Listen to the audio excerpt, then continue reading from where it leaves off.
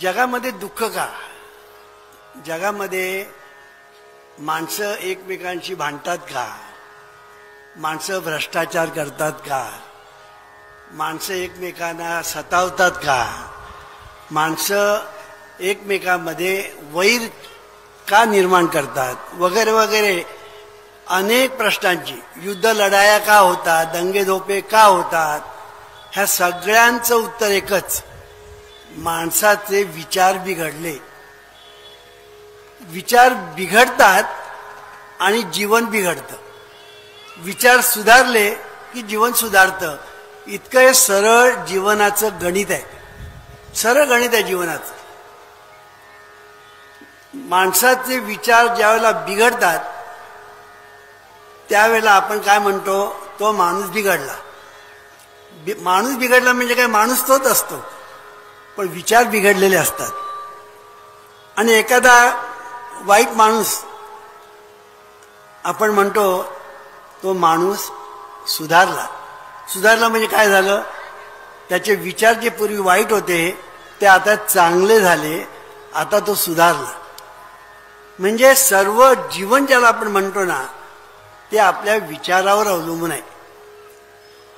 विचार बदला, नशीब बदलेल. किती सुंदर आणि सरळ सोपं आहे. आपल्याला सुख पाहिजे ना, विचार बदला.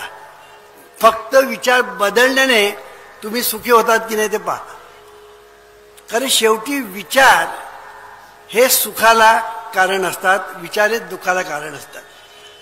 तुम्ही सुखी होता म्हणजे काय होतं, तुमचे जे विचार आहेत ते विचार तुम्हाला सुख देतात. आणि तुम्ही दुःखी होता म्हणजे काय होतं, तुमचे विचार तुम्हाला दुःख देतात. म्हणून जोपर्यंत आपण विचार बदलत नाही तोपर्यंत आपण सुधारू शकत नाही. विचार हे आतमध्ये फिरत असतात, चालत असतात आणि त्याचे परिणाम बाहेर होत असतात. As you think so you become, असा एक निसर्गाचा नियम आहे. ज्याप्रमाणे तुम्ही विचार कराल त्याप्रमाणे तुमचं जीवन घडेल. हा निसर्गाचा नियम आहे.